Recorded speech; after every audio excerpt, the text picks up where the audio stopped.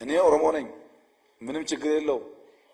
ኦሮሞነቴ ኢትዮጵያዊ መሆኔን የሚያሰቃየኝ መሆን የለበትም። እኔ ሰው ነኝ፣ እኔ አብይ ነኝ፣ እኔ ወንድ ነኝ።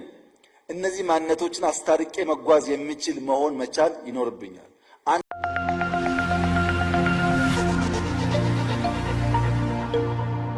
ሰምተዋል?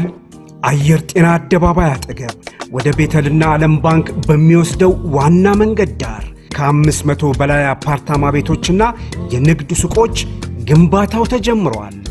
ሞን ሪል ስቴት ባለ 2 መኝታ፣ ባለ 3 መኝታ ከ97 ካሬ ሜትር ጀምሮ በማስታወቂያ ዋጋ በካሬ 69500 ብር ከ8 በመቶ ቅድመ ክፍያ ጀምሮ ከበቂ የመኪና ማቆሚያ ጋር ከ4000 ካሬ በላይ አረንጓዴ ግቢ ሙሉ ክፍያውን ለሚከፍሉ ደንበኞች በተመረጡ አፓርትመንቶች ላይ የ30 ከመቶ ቅናሽ ይዘን መተናል።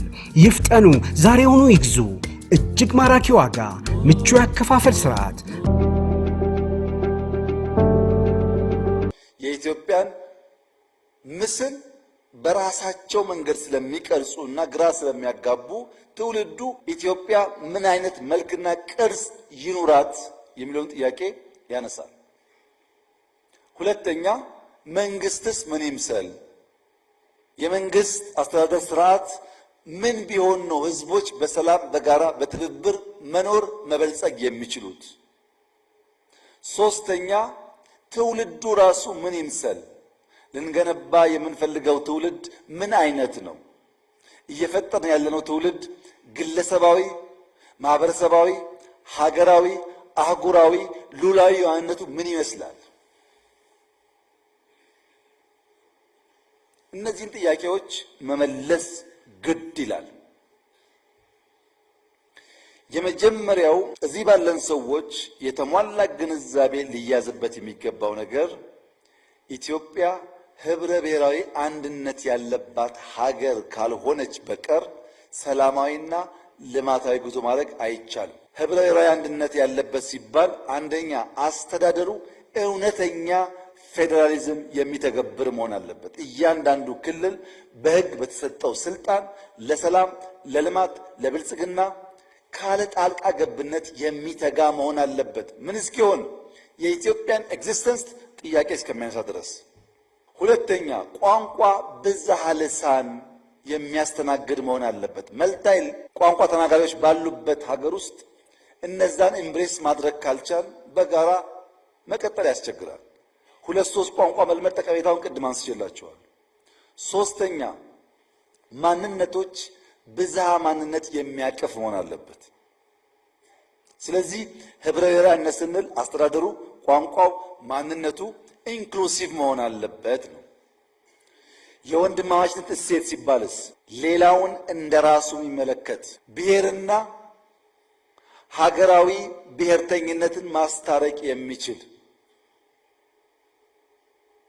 እኔ ኦሮሞ ነኝ፣ ምንም ችግር የለው። ኦሮሞነቴ ኢትዮጵያዊ መሆኔን የሚያሰቃየኝ መሆን የለበትም። እኔ ሰው ነኝ፣ እኔ አብይ ነኝ፣ እኔ ወንድ ነኝ። እነዚህ ማንነቶችን አስታርቄ መጓዝ የሚችል መሆን መቻል ይኖርብኛል። አንደኛው ገዝፎ ሌላውን በማኮስመን አብሮ መኖርን የሚያጠፋ እንዳይሆን መጠበቅ ያስፈልጋል። ሶስተኛው የሲቪክ ባህል ይጎልበት ሲባል በስምምነት በመግባባት የጋራ አስታራቂ ተቋማት እና ህጎች መፍጠር ያስፈልጋል። ለዚህ ነው ህገ መንግስቱን እኛ ስልጣን ስላለን አንቀደውም፣ ተወያይተን ህዝብ አወያይተን የህዝብ ግብአት ወስደን ዘላቂ የሆነ ነገር ለመስራት ጊዜ ቢወስድም እንድከም ያለው አሳታፊ መሆን ስላለበት። ቀጠናዊ ትስስር ላይ ከሁሉም ጎረቤቶች በሰላም አብሮ ማደግን ታሳቢ ያደረገ በጋራ ለማደግ ጥረት የሚያደርግ በንግድ በኢኮኖሚ የሚተሳሰር መሆን አለበት። ይሄ ማለት ናሽናል ኢንተረስት ኮምፕሮማይዝ የሚያደርግ መሆን የለበት። 3 የግንባታ መሪዎች አሉት ትውልዱ። መደመር አፍርሶ የመጀመር የፖለቲካ ባህል ለኢትዮጵያ አይጠቅምም፣ መቆም አለበት ብሎ ያምናል። ስለዚህም ማስተካከል፣ ያለፉ ስህተቶች የሚያርም የሚያርቅ፣ ማስፋት የቀደሙ ድሎች ጠብቆ የሚያሰፋ ማበርከት ለዛሬና መጪው ትውልድ ጥቅምና ፍላጎት የሚሰራ ሐሳብና ተቋም ሀብት ወረት ማንበር ማቆየት ያስፈልጋል። በምን ስትራቴጂ ነው የምንገነባው ያላችሁ እንደሆነ አንደኛው በጎ ፈቃድ ማገልገል፣ መስጠት፣ መሰጠትን ልምምዱ ባህሉ ያደረገ መሆን አለበት። በጃፓን ሀገር ጽዳት አስቸገራቸው ይባላል እና መንግስት ልጆች ከትምህርት ሰዓት ውጪ አካባቢያቸውን እንዲያጸዱ ያስገድዳል። ልጆች ካጸዱ በኋላ የተለመደ ሲሄድ ወላጆች ሶፍት ሲጥሉ ልጆች አንሺው አንሳው ይላሉ። እነሱ ስለሚያጸዱት ጠባቂ ሆኑ። በዛ መንገድ ባህል ተፈጥሮ አሁን ጃፓን ቆሻሻም ማየት ብርቅ ነው፣ ጩኸትም ብርቅ ነው። እዛ እንደዚህ ውከት የለም። ሰው በሰላም ካመመው መተኛት ይችላል፣ ከደከመው ማረፍ ይችላል። እዚህ አይቻልም። ያን የሚቀይር ትውልድ ያስፈልጋል። ሁለተኛ ዲጂታል አርበኝነት። ዲጂታልን ኤምብሬስ ካላደረገ መጪው ዘመን መዋጀት አስቸጋሪ፣ አታካች፣ አደገኛ ስለሚሆን ቴክኖሎጂን ኤምብሬስ የሚያደርግ መሆን አለበት። 5 ሚሊዮን ኮደርስ ያልነው ለዛ ነው። 5 ሚሊዮን ኮድ የሚጽፉ ልጆች ካሉ ቴክኖሎጂ መሸከም ይችላሉ።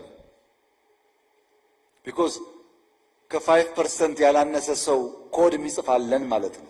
አሁንም ኢንቨስት የምናደርገው 5 ሚሊዮን ኮደርስ ለነገው አስተማማኝ ፋውንዴሽን ይሆናል። ሶስተኛው የትምህርት ተሐድሶ ኦል ኢንቴሊጀንስስ የሚያነቃ የሚያነቃቃ መሆን አለበት። እኛ እየመራ ያለን ሰዎች ከሁሉ በላይ ኢሞሽናል ኢንቴሊጀንሳችን ያደገ መሆን አለበት። ሌላውን የማናቃቸውን ጉዳዮች ኤክስፐርቶች መጠቀም እንችላለን። ኢሞሽናል ኢንቴሊጀንሱ ዊክ የሆነ ሰው ግን ችግር ነው፣ በጣም ችግር ነው። ለምሳሌ አንዳንድ ሰዎች ከሳይዛቸው በላይ ከስራቸው በላይ ያስጮሃሉ። በቴክስት ስራቸው አይጮሁም፣ እነሱ ያስጮሁታል። የላቁ የተሻሉ ለመሆን ያስተቃዩናል በቴክስት ግን ምን እያደረጉ ነው ስንል ቢሮአቸው አይጮሁም፣ አይናገርም ስራቸው። ይሄ የኢሞሽናል ኢንቴሊጀንስ ችግር ነው። ሰው ሊያውቅ ይችላል ያለውበትን ነገር አለመገንዘብ ማለት ነው። ከሚሰራቸው ሰዎች ጋር ሰላም የላቸውም፣ ሌላ ስራ ግን ይመኛሉ። ባሉበት ሰላም የለም፣ ኢንዱስትሪ ሰላም የለውም፣ ግን መንግስት አዳዲስ ስራዎች እንዲያመጣ ይጠብቃሉ። ሊኒየር የሆነ ኤክሰለንስ፣ ሊኒየር የሆነ እድገት በሌላው ነገር ዝቅ ያደርጋል ማለት ነው። በሆነ ጉዳይ በጣም ጎበዝ ሆነን በሆነ ጉዳይ ዜሮ ከሆነ ይጓተታሉ። ኢሞሽናል ኢንቴሊጀንስ ላይ ሆሊስቲክ የሆነ ኢንቴሊጀንስ ላይ ካላደገ በቀር በማትማቲክስ፣ በፊዚክስ፣ በኢንጂነሪንግ ብቻ መጎበዝ ሰውየው ሙሉ ያደርገው። ያ ደግሞ ማህበረሰብ አይገነባም፣ ተቋም አይገነባም ማለት ነው። የኛ ትምህርት ስርዓት ሁሉን ኢንቴሊጀንስ የሚያነቃ የሚያነቃቃ መሆን አለበት። የባህል ኢንዱስትሪ፣ የባህል አብዮት፣ የስራ ልምምድ፣ ትርፍ ሰዓት መስራት፣ በመንቀሳቀስ ውስጥ ያለ ልምምድ መፍጠር ያስፈልጋል ማለት ነው። ይሄ ማን ነው? ትውልዱ ላይ ይሄንን ስንሰራ ነው የሚሻገር የሚያነብር የሚያቆይ የሚያጸና ትውልድ የሚፈጠረው። መነሻል፣ መሻገሪያል፣ መድረሻል፣ ተሻጋሪያል። ማን ነው አሻጋሪው? አሻጋሪው የኃላፊነት መቀላቀል ካለበት የመሸከም ተግባር ተሰጥቶት እንድንሸከመው ከፈለገ ይዛባል ማለት ነው። የአንተ ስራ መሸከም ነው። ሰርቶ በላህ እዚህ ያለው ተሸክመህ ድልድይ ሰርተህ ትውልድ ሰርተህ ማሻገር ነው ያንተ ፋንታ። ኢንጆይ የሚያደርገው ያ የተሻገረው ትውልድ ነው። እኔው ሰርቼ እኔው ገንብቼ እኔው ኢንጆይ አድርጌ እኔው አርፌ ካልክ ይቀላቀልና አይመጣም፣ ውጤቱ አይሳካም። አሻጋሪ ያልነው መንግስት ካለንበት አረንቋ ወደምንፈልግበት ብልጽግና የማሸጋገሪያ መንገዱን የዘመነ ማህበረሰብ የበለጸገ ማህበረሰብ ለመፍጠር ሁለት ሶስት ነገሮች ማየት ተገቢ ይሆናል። የሽግግር ተዋንያን ሚና በመደመር በግልጽ የተቀመጠው መንግስት፣ ገበያ፣ ማህበረሰብ ሁል ጊዜ ርዕዮተ ዓለሞች በእነዚህ ጉዳይ ይሽከረከራሉ። ሼራቸውን ወደ መንግስት፣ ሼራቸውን ወደ ገበያ፣ ሼራቸውን ወደ ማህበረሰብ በማጉላትና ሌላውን በማኮሰስ የተሞከሩ ሙከራዎች በዓለም ላይ ያስገኙት ውጤትና ስብራት ታይቷል። ከዚህ ተምሮ ነው የሚወጣው የኛ የስርዓት አማራጭ። የገበያ ጉድለት፣ የመንግስት ጉድለት፣ የስርዓት ጉድለት አለ። አንደኛ በሊበራል ስርዓት ውስጥ ካፒታሊዝም የሚባለው መነሻ የሚያደርገው የመንግስት ጉድለት አለ። ፕራይቬት ኢንቲቲስ ወይም ፕራይቬት ኢንዲቪጁዋልስ ቢዝነስን ኦውንና ኮንትሮል ማድረግ አለባቸው። ሚንስ ኦፍ ፕሮዳክሽን፣ ዲስትሪቢዩሽን ኤንድ ኤክስቼንጅ ኦፍ ጉድስ ኤንድ ሰርቪስስ በፕራይቬት ኢንቲቲ ቁጥጥር ስር መዋል አለበት። ይሄ በሚሆንበት ሰዓት የዋጋ ንረት እንዳይፈጠር በዲማንድና ሰፕላይ ይወሰናል። ዋጋ ሲመረት ባለ ፍላጎት ልክ ይወሰናል። ትርፍ ደግሞ ካለ ፕሮፊት ካለ ፕራይቬት ሴክተሩ ኢንቨስት ያደርገዋል፣ ተመልሶ ይፈሳል ወደ ማህበረሰብ እና ፕሮዳክሽን፣ ዲስትሪቢዩሽን፣ ኤክስቼንጅ ኦፍ ጉድስ ኤንድ ሰርቪስስ ፕራይቬት ኢንቲቲ ኮንትሮል ማድረግ አለበት። የግሉ ድርሻ መሆን አለበት። በውድድርና ትርፋማነት መርህ ብቻ ነው እድገት የሚረጋገጠው፣ አሊያ ፈጠራና ፍጥነት አይመጣም ይላል። የመንግስት ሚናስ ስትሉት የግሉን ንብረት ባለቤትነት፣ ፓተንት፣ ጥበቃ፣ ምቹ ሁኔታ መፍጠር፣ ሴኩሪቲ ማረጋገጥ በቂው ነው ይላል። እንደኛ ያሉ ሀገራት ቢግ ጥያቄ ያነሳሉ። ኢንፍራስትራክቸር ማን ይገንባ ብለው።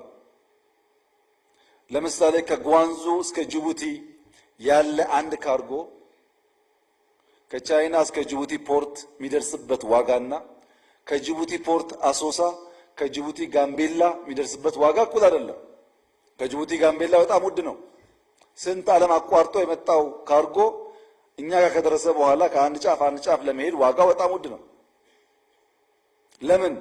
ኢንፍራስትራክቸር ውስንነት አለ። ባቡር የለም፣ ሃይዌይ የለም። ይህንን ጋፕ ማን ይገንባው? ማን ኢንቨስት ያድርግ? ፕራይቬት ሴክተሩ እንደሆን መንገድ ላይ ኢንቨስት አያደርግም እንደምታውቁት። ለዚያም አልደረሰም። በዚህ ሂደት ውስጥ መቼ ነው እኛ ሰው ምን ሆነው? ኢንፍራስትራክቸር ገንቢ ኃይል ካልተፈጠረ ችግር አለበት። በተለይ በማደግ ላይ ያሉ ሀገራት እንዲህ ያለውን ኢኮኖሚክ ስርዓት ኢምብሬስ ቢያደርጉ ለውጥ ሊያመጡ አይችሉም።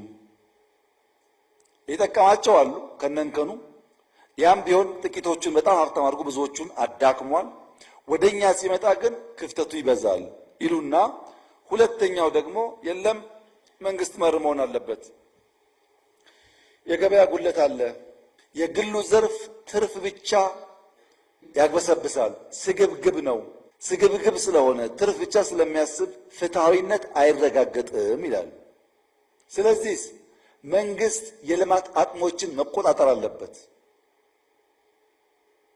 መዋቅራዊ ሽግግርን በቀጥታ መንግስት መምራት ይገባዋል። ያኔ ነው ፍትሐዊ ተጠቃሚነት ሊረጋገጥ የሚችለው ይላል። እሺ ይሁን፣ መንግስት ይቆጣጠር፣ ልማት ያምጣ፣ ፍትህ ያረጋግጥ። ግን ብልጽግና ቅድም እንዳልነው ፈጠራና ፍጥነት ይፈልጋል። መንግስት ደግሞ አይፈጥርም ወይም ውስን ነው ፈጠራው። ፈጠራና ፍጥነት ከሌለ ደግሞ ያ የምናስበው ፍትህ፣ ያ የምናስበው መዋቅራዊ ሽግግር ሊረጋገጥ አይችልም፣ መቀየር አለበት ብሎ የመደመር መንግስት ጉዳዩ የገበያና የፕራይቬት ሴክተርና የመንግስት ሳይሆን የስርዓት ስብራት ነው ይላል። ሲስተሚክ ፌሊየር ነው ይላል። ለምሳሌ አብዮታዊ ዴሞክራሲ ተራማጅ የፖለቲካ ልሂቃንና የኢኮኖሚ ልሂቃንን በእኩል ዓይን አያይም። ተራማጅ የፖለቲካ ልሂቃን ለህዝብ አሳቢ፣ ተቆርቋሪ፣ ራሳቸውን እንደ ሻማ አቅልጠው ለህዝብ የሚተጉ ናቸው ይልና ሬንት ሲኪንግ ሲባል ፕራይቬት ሴክተር ነው ይላል። ግን አይታችኋል፣ እነዛ ተራማጅ አብዮታውያን ልሂቃን ዘራፊ ሆነው እነሱ ሀብታም ሆነው እንዴት የፕራይቬት ሴክተር እንዳቆረቆዙ አይተናል በተግባር። ያ የተዛባ ምልከታ እነዛን ተራማጅ የፖለቲካል ልሂቃን ንጹህ ብፁዕ አድርጎ የማሰብና የኢኮኖሚ ልሂቃን ደግሞ የሬንት ሲኪንግ ምንጭ ናቸው ብሎ ማሰብ ኢትዮጵያ ውስጥ ተሞክሮ አከሰረ። ስለዚህ ምን አለኛ መንግስት የነጠረ የታወቀ ሚና የሚጫወትበት መንግስት ከፕራይቬት መንግስት ከህዝብ መንግስት ከአጋር ድርጅቶች ተቀናጅቶ የሚሰራበት የመደመራዊ ፈጠራና ፍጥነት ያስፈልጋል። ያ ነው ሁለንተናዊ ብልጽግና የሚያመጣው። ለምሳሌ ፓብሊክ ፕራይቬት ፓርትነርሺፕ ኢትዮጵያ ውስጥ የገበታ ፕሮጀክቶች ጎርጎራ፣ ወንጪ ምናምን ላቸውን ሰርቷል። ምንም አጋንኛ አይደለም።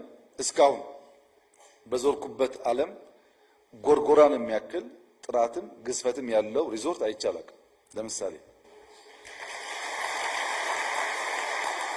ይሄን የማያምን ሰው ጎርጎራ ብቻ ነው መሄድ ያለበት፣ ከዛ ይገባዋል። ግን የሰራው ፓብሊክ ፕራይቬት ፓርትነርሺፕ ነው። ፕራይቬትም አይደለም ፓብሊክም አይደለም። ትብብሩ ያዋጣል ማለት ነው። ወንጪ ባለፉት 3 ወራት 3 ወር ብቻ 10,000 የሳውዲ ሰዎች ወንጪ ጎብኝተዋል። 10,000 ሳውዲ ብቻ። ቦታ የለም፣ አልጋዋ ትንሽ ናት፣ ድንኳን እያሰሩ ማለት ነው። ቢበዛ አስቡት ምን እንደሚያመጣ። ወንጪ 10,000 ሳውዲ የሳበው የተሰራው ፓብሊክ ፕራይቬት ፓርትነርሺፕ ነው። ያዋጣል ማለት ነው ይሄ ትብብር። ሁለተኛ በመንግስትና በህዝብ ያለ ትብብር፣ ለምሳሌ አረንጓዴ አሻራ ብዙ ጊዜ ብየዋለሁ። 48 ቢሊዮን ዶላር ህዝብና መንግስት ባይተባበሩ ይቻል ነበር? ፕራይቬት ሴክተር ያደርገዋል? ይሄን መንግስት ብቻውን ያደርገዋል? አንችልም። መንግስትና ህዝብ ለጋራ ዓላማ አብረው ሲቆሙ አሳኩት። ኮሪደር ዴቨሎፕመንት አዲስ አበባ ኮሪደር ዴቨሎፕመንት ከጀመሩ በኋላ በጆይንት ቬንቸር በአዲስ አበባና በፕራይቬት ሴክተር ልማት ጀምረዋል። ምን ያደረገ? መሬቱን ያለውን ሀብት ይዞ ባለ ሀብት አምጥቶ 70-30 40-60 እያለ ዛሬ ግን አዲስ አበባ ውስጥ የሚሰሩ ሞሎች፣ ሆቴሎች፣ ሬስቶራንቶች፣ ማንኛውም ነገር ቢያንስ 30% ሼር አዲስ አበባ አለ። በአንድ በኩል ስራ እየፈጠረ ነው። በሌላ በኩል ከነዚህ የሚገኘውን ገቢ አስቡት። ከነዚህ በሚገኝ ገቢ ነገ መልሶ በርካታ ልማት ሊያመጣ ይችላል። በምን ሰራሄ? በመንግስትና በግል በመንግስትና በህዝብ ትብብር ነው። አሁን ሁለንተናዊ ብልጽግና ለማምጣት ገቨርንመንት ኢንተርቪን ማድረግ አለበት ያልነው ኢንፍራስትራክቸር ላይ ብቻ አይደለም፣ መንገድ ላይ ብቻ አይደለም።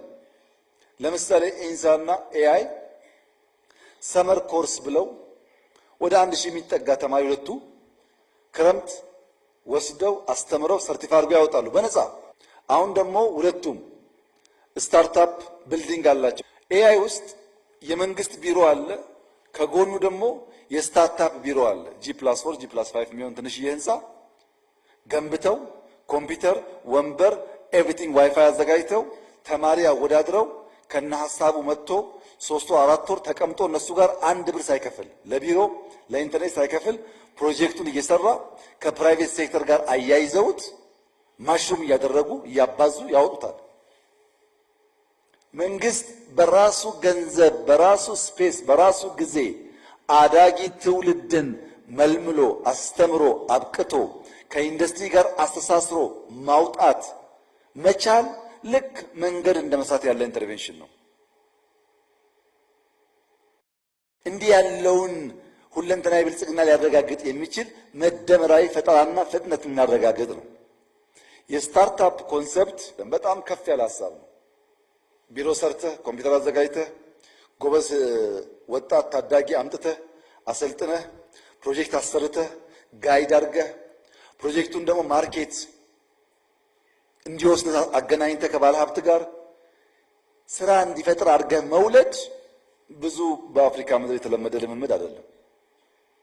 እንዲህ ያለውን ነገር በመስራት ነው ሲስተሚክ ፌለር የምንሞላው እንጂ ሀብታሙን ሬንት ሲከር ነህ እያልን ሰጪ ነው እንጂ ተቀባዩን ብፁዕ እያደረግን ተቀባዩን ሳነካ ሰጪውን ደግሞ ሬንት ሲከብለን የምናመጣው ልማት የተሟላ ብልጽግናን አያረጋግጥም።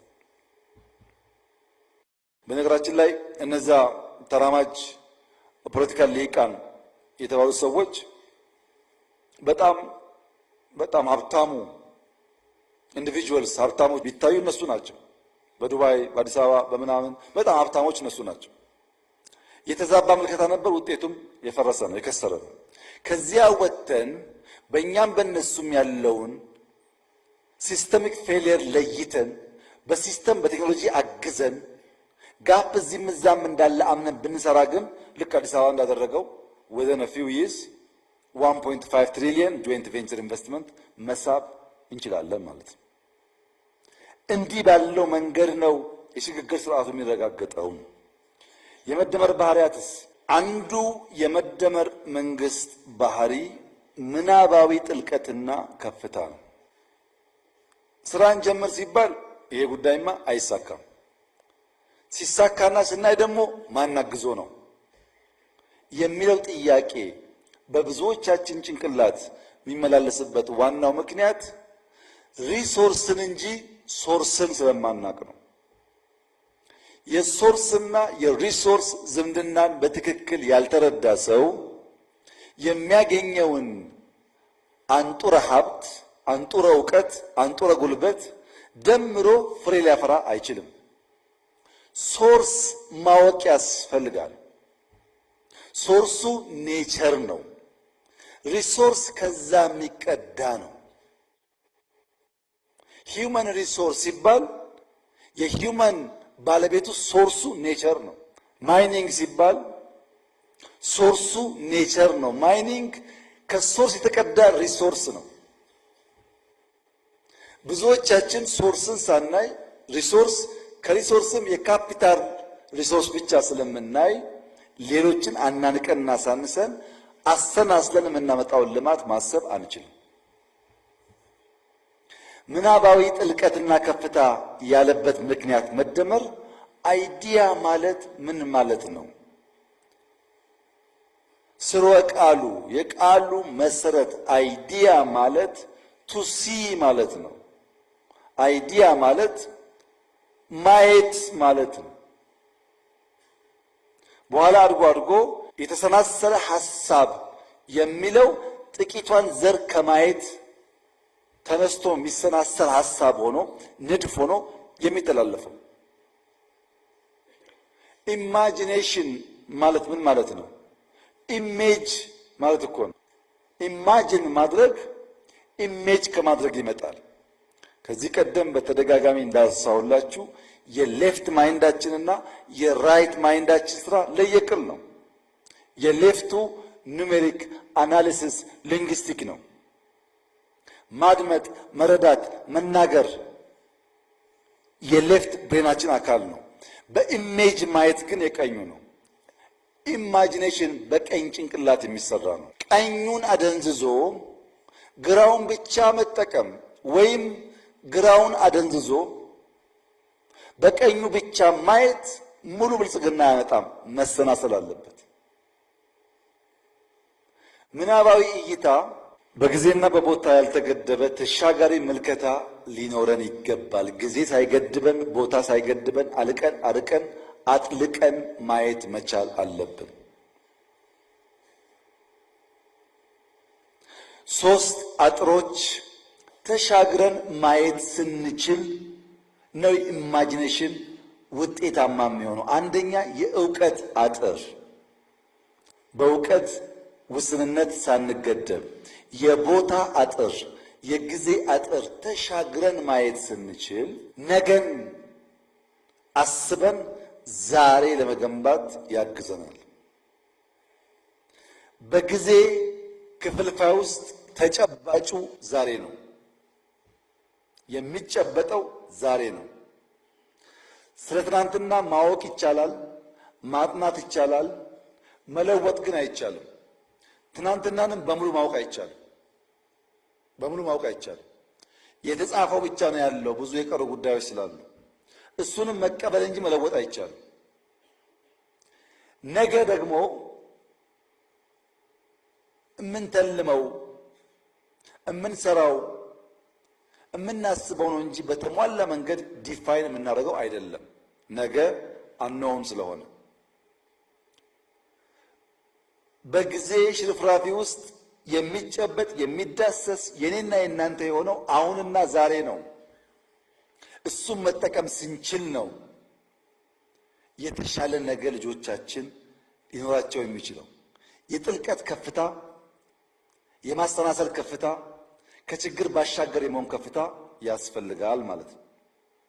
ሁለተኛው የማድረግ ፍላጎትና አቅም ነው። እውነታውን የተረዳ ለእውነት የሚጎዳ አመራር ያስፈልጋል። በትጋት የሚሰራ በአርአያነት የሚመራ። ትጋት ከቦታ ቦታ ይለያያል፣ ምንም ጥርጥር የለውም። አንዳንዶች እንዳንበሳ የሚተጉ አሉ፣ ስለሰሩም ውጤት አይተናል። በዛው ልክ ደግሞ የማይተጉ አሉ።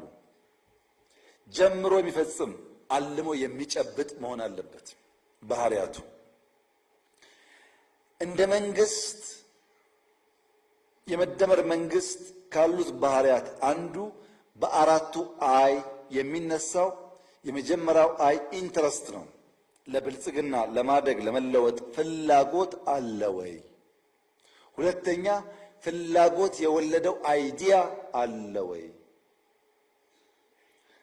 አይዲያውን ከግለሰብ ወደ ማህበረሰብ ከአንድ ሰው ወደ ተቋም የመለወጥ ኢንስቲቱሽናላይዝ የማድረግ ጅማሮና ስራዎች አሉ ወይ? ተቋም ኢምፕሊመንት ያደርጋል ወይ? ኢንትረስት፣ አይዲያ፣ ኢንስቲቱሽን፣ ኢምፕሊሜንቴሽን አራቱን አይ ሲሟላ ፍላጎትና አቅም ወደሚጨበጥ ነገር ይቀየራሉ ማለት ነው። ተስፋ ማጣት ፍላጎትን ይገለዋል። አቅም የቱንም ያህል ቢገዝፍ ፍላጎት ከሌለበት ትርጉም የለውም። ተስፋ በማድረግ ፍላጎት መጨመር፣ ፍላጎት በመጨመር የማድረግ አቅም ማሳደግ ያስፈልጋል። የተያያዙ ጉዳዮች ናቸው። ፍላጎት ለመኖር ለመዝለቅ ለመቀጠል ሁላ የሚያስፈልገን ነገር ነው። በ1950ዎቹ ሳይንቲስቶች አንድ ምርምር አካሂደው ነበር። አይጦች ላይ በርከት ያሉ አይጦች ወስደው ኤክስፐሪመንት ሰሩ። አይጦችን በውሃ የተሞላ ገንዳ ውስጥ ጨመሯቸው። እነዛ አይጦች ለ15 ደቂቃ ብቅ ጥልቅ እያሉ ራሳቸውን ለማዳን ሙከራ አደረጉ። ከ15 ደቂቃ በኋላ መውጣት አንችልም፣ የመዳን ተስፋው የመነመነ ነው ብለው ያን ኤፈርት አቋርጠው ወደ ውሃው መስጠም መግባት ጀመሩ። ብቅ ጥልቁ እየቀረ መስመጥ ጀመሩ። ያኔ ሳይንቲስቶች ተስፋ እንደቆረጡ አውቀው አይጦቹን አወጧቸው።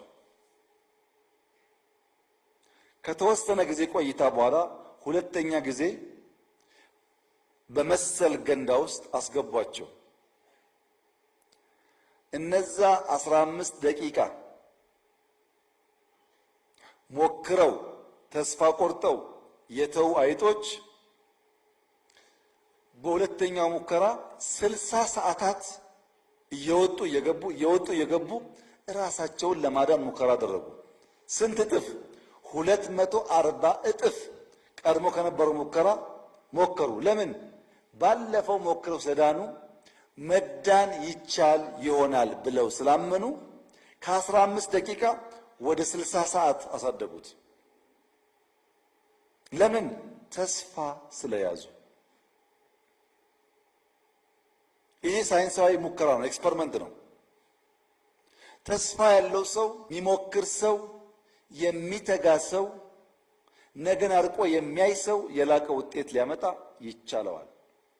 ያ ደግሞ እንዲሆን ተላማጅነትና ተለማጭነት ያስፈልጋል። አዳፕታቢሊቲ እና ፍሌክሲቢሊቲ ያስፈልጋል። ተመልከቷችን እስስት የምትባለው ማለት ነው። እዚህ ጋር የዚህኛውን ከለር ይዛለች፣ እዚህ ጋር የዚህኛውን ከለር ይዛለች። ራሷን አዳፕት አድርጋ ሰርቫይቭ ለማድረግ ከጥቃት ለመታደግ ሞክራለች። ይሄ የሚሰራባቸው ጊዜዎች አሉ። ፕራግማቲስት መሆን ያስፈልጋል። ፕሮግረሲቭ መሆንም ያስፈልጋል። ፕራዮሪታይዝ ማድረግም ያስፈልጋል። እዚህ ጋር ፕራግማቲክ ሆና አዳፕት ማድረጓ ጥሩ ቢሆንም አስፈላጊ በሚሆንበት ቦታ ደግሞ ፕሮግረሲቭ ሆና መዝለል ይጠበቅባታል። ይሄኛውን ደግሞ እንመልከት። የአሳው ጃር ይሄ ነው። ብዙ አሳ በትንሽ ጃር ውስጥ በትንሽ ውሃ ውስጥ አሉ። ይሄኛው አሳ ግን ወሰነ። ከፊት ለፊት ይሄን የሚያክል ጃርና ውሃ እያለ ዝም ብዬ አልቀመጥም ብሎ ከዚህ ዘሎ ለመግባት ሞከረ። ይሄ ሙከራ አደጋ አለው። ሞት፣ አለመከናወን፣ አለመሳካት ሊያስከትል ይችላል። እብድ ያስብላል። ጊዜያዊ ህመም ሊያስከትል ይችላል። ዘላቂውን ግብ አተኩሮ የማይነሳ ማንኛውም ሰው ሹክሹክታውን፣ ወሬውን፣ ሐሜቱን ከሰማ የሰላ ትጋት የማያደርግ ከሆነ በጩኸት የሚሸበር ከሆነ ይሄን አይሞክርም። ይሄ ሪስክ አለው። አልፎ አልፎ አዳፕታቢሊቲ ብቻ ሳይሆን ፕሮግረሲቭ መሆንም ያስፈልጋል። ሊፕ ማድረግ ያስፈልጋል። ይሄ አይነት ሙከራ ግን ሪስክ አልባ፣ ውድቀት አልባ፣ ጩኸት አልባ መሆን አይችልም። ከተለመደው ልምምድ ባሻገር ስለሆነ ጩኸቶች ይኖራሉ። ያን ለመሻገር የፈቀደ መሆን አለበት።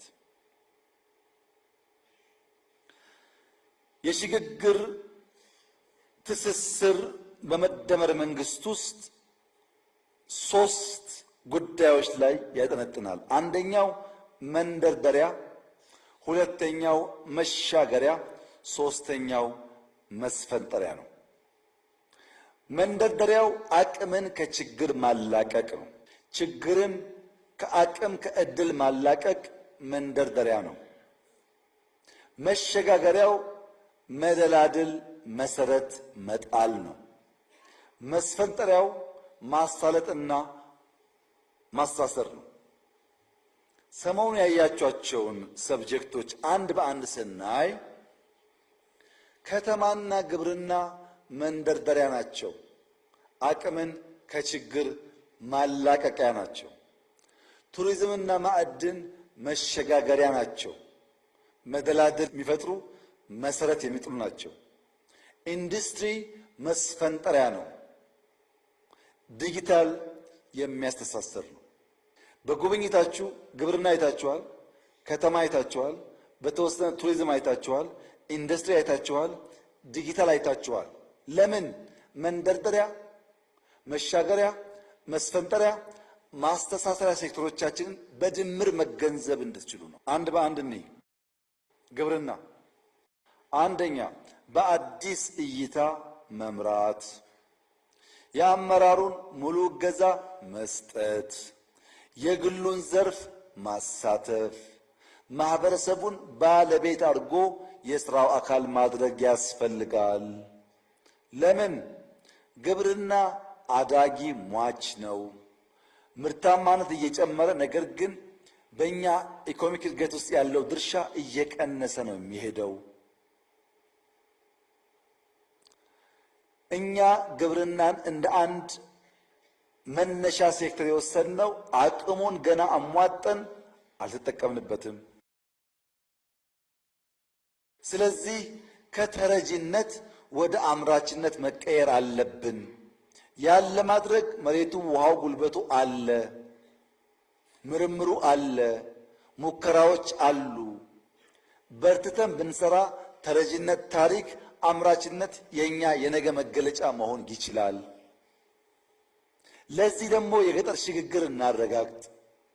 የገጠር ሽግግር ማለት በነፍስ ወከፍ አምርቶ ከመብላት ምንበላውን ለነገ የምናቆየውን ተሻግረን ለገበያ የምናወጣው ምርት ይኑረን። ከነፍስ ወከፍ ወደ ገበያ ይሸጋገር። በእያንዳንዱ አርሶ አደር ማሳ ያለው ከመብላት ያለፈ ይሁን። ለክፉ ቀን ከማቆየት ያለፈ ይሁን። ለገበያ የምናውለውን ያክል እናምርት። ያ እንድናደርግ ምርጥ ዘር እንጠቀም፣ ማዳበሪያ እንጠቀም፣ ኤክስቴንሽን ሙያተኛ እንጠቀም፣ ኩታ ገጠም እናድርግ፣ ማሽን እንጠቀም። ፖሲቢሊቲው አለ።